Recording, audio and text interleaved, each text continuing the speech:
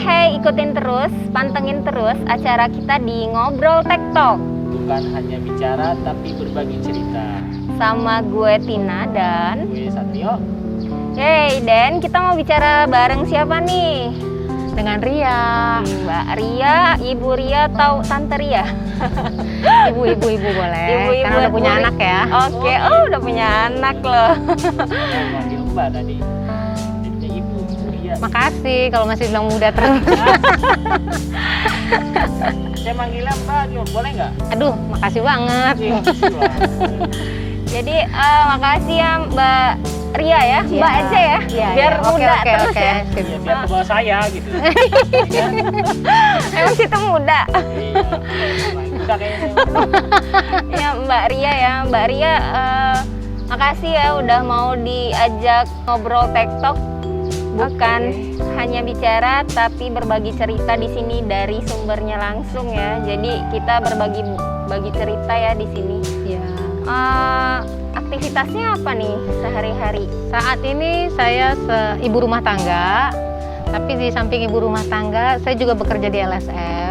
Oh, LSM apa tuh? LSM apa? Seperti pendampingan buat teman-teman Oda.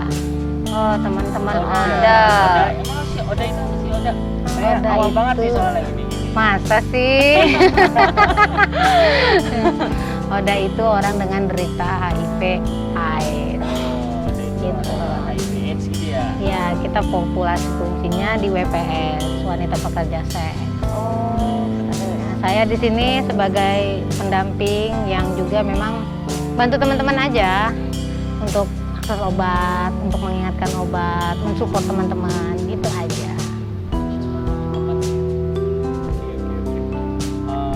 Mbak Ria ya, boleh kan? Ria, manggil Mbak Ria, ya? iya. Oh, udah sama saya gitu kan. Mbak Ria pengalamannya apa aja nih selama ini jadi LSM ya? Apa aja tuh pengalamannya, boleh diceritain nggak sama kita? Pengalaman di mana nih saat menghadapi teman-temannya atau di saat ngerujuk atau di Oh, saat banyak ya? banyak banget karena itu terbilang kita Pengalaman ketemunya yang di sangat jalan. Berkesan kali ya? Yang Pengalaman. membuat kalian tuh berkesan banget nih di momen ini ya? Pengalaman yang membuat saya berkesan sampai saya jatuh cinta dengan pekerjaan saya sendiri. Saya lebih merasa berpikir kalau hidup itu nggak selalu ada di atas gitu. Dan kita harus bisa belajar juga dari mereka-mereka itu membuka hati, membuka telinga kalau mereka juga punya jeritan tersendiri gitu. Kadang kita merasa kita lemah, kita merasa terpuruk. Tapi kalau kita dengerin cerita dari teman-teman kita, itu kita jadi merasa kuat. Itu sih, seperti itu. Aduh, saya mau ngomong apa ya, luar biasa. jadi gimana ikut-ikutan ya? Ikutan hebat ya. Jadi Mbak Ria ini sehari-hari LSM itu di luar ya, Lebih banyak di lapangan. di lapangan bukan di kantor ya. Bukan, kita bukan kerja kantor. Bukan kerja kantoran. Iya. Mungkin membantu pasien-pasien untuk akses obat gitu ya, yang kesulitan benar, ya. iya. Jadi kan kalau kita kan didasarinnya kalau awal sekali saya pertama kerja itu kan jatuhnya di penjangkauan. Menjangkau di tempat-tempat hiburan gitu kan, di tempat-tempat pekerja-pekerja wanita-wanita malam kayak gitu-gitu. Jadi langsung tuh datang ke lokasi. Datang ke lokasi, terus kita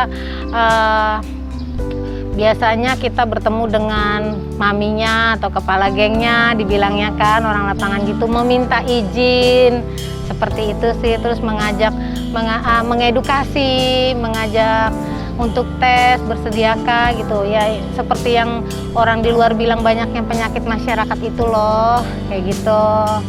Nah dari situ 1-2 kita pernah menemukan yang positif, seperti dari yang positif itu menjadi pendampingan khusus kita, yang kita follow up terus sampai dia akses obat. Oh, berarti Mbak Ria datang ke lokasi, terus edukasi yang ada di sana. Iya.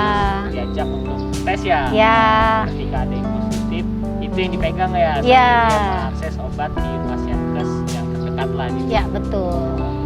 Ceritanya.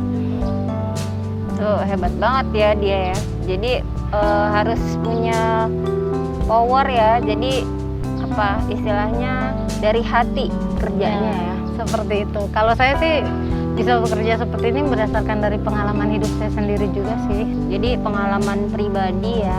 Ya. Jadi ngerasa bahwa kita sama seperti teman-teman Mereka yang ada di lain luar gitu, sana. di luar Iya. sana ya. Ada nggak pengalaman pribadi yang sampai ngerasa bahwa oh pokoknya saya harus membantu orang-orang di luar sana, jangan sampai apa yang saya rasakan juga dirasakan, atau gimana? Pernah. Kalau saya lebih ke cenderung begini. Saya seorang ibu yang melahirkan anak positif. Itu pengalaman terbesar buat saya, pengalaman yang menurut saya berharga, di mana saya harus memperjuangkan anak itu layak hidup. Walaupun prediksi manusia, prediksi dokter mungkin sudah angkat tangan gitu. Karena dengan banyaknya infeksi gitu, dengan banyaknya penyakit, dengan tipis kemungkinan gitu, dengan dibilang bayi yang tidak bisa diprediksikan, itu membuat hantaman buat saya, hantaman hidup ya gitu. Tapi saya termotivasi dari anak saya itu, kalau saya berpikirnya gini, di saat dia dirawat, saya cuma berpikir gini, ini anak layak hidup, saya tidak boleh pasrah gitu. Kalau melihat walaupun selang banyak masuk, tapi saya punya kekuatan batin tersendiri sebagai seorang ibu. Saya harus memperjuangkan ini anak pengen hidup kok, ini anak layak hidup gitu. Jadi dari situ termotivasi buat saya tuh untuk berjuang. Seperti itu. Jadi pas di saat saya mau melemah, saya mau putus asa, bahkan sampai berapa kali mencoba untuk pasrah, coba bunuh diri gitu. Tapi saya mikir, sampai di situ anak saya diputuskan vonis dokter harus meminum obat, di situ saya juga belum minum obat.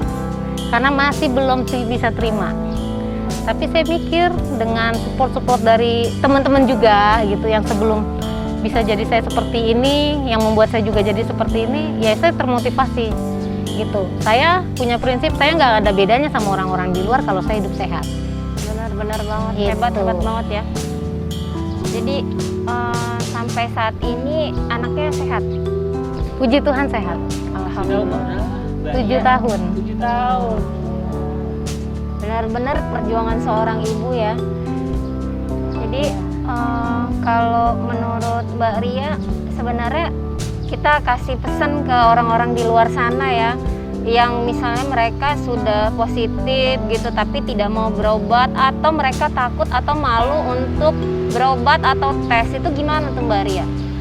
Kalau saya mau kasih tips buat teman-teman yang di luar sana, saya cuma bilang begini, kita lebih baik mengetahui status kita semasa dini. Itu satu hal yang lebih penting daripada kita tervonis itu di saat kita sudah mengalami sakit penyakit.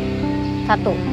Kedua, kita nggak ada bedanya sama manusia di luar sana yang bisa bekerja di kantor, yang bisa beraktivitas di luar sana, kalau kita bisa menjaga, walaupun dengan kita yang sudah statusnya positif gitu ya, kalau kita bisa tetap hidup sehat, kita tetap bisa berkarya.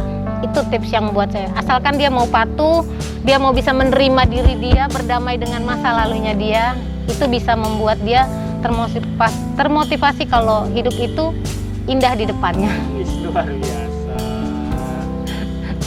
Mbak Ria, saya mau nanya nih, kedepannya apa yang Mbak Ria ingin lakukan dan ingin dicita-citakan di pekerjaan Mbak Ria?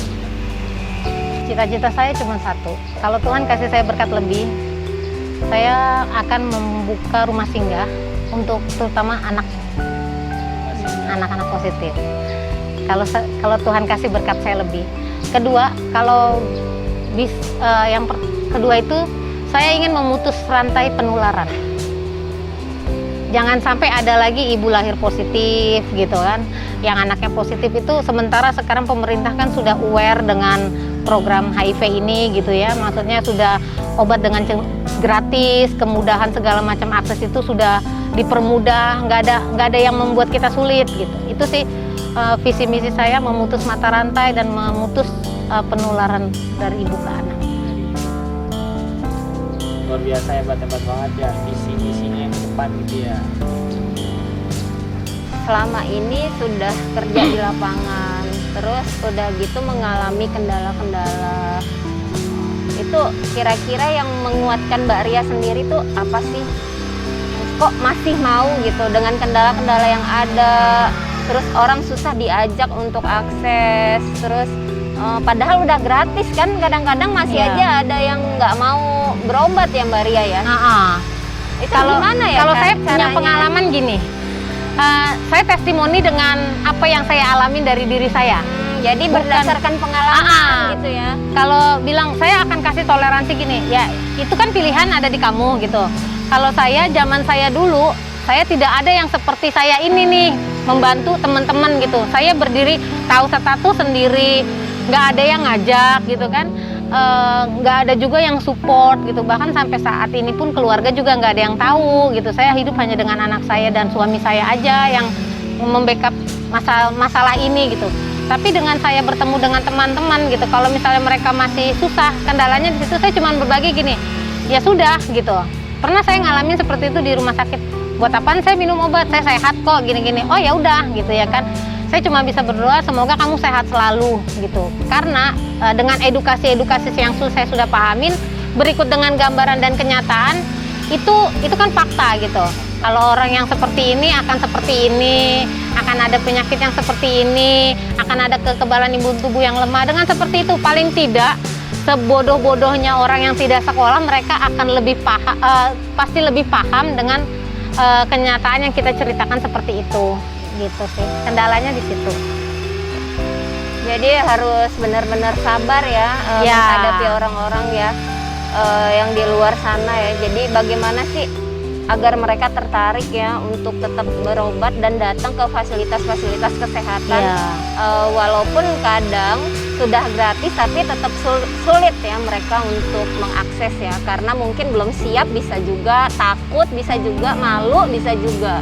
Kalau saya sih punya prinsip gini sih Mbak, yang penting kita jadi temen dulu buat dia. Karena seseorang itu nggak akan mau ujuk-ujuk dibawa kalau dia nggak punya pendekatan sendiri sama kita.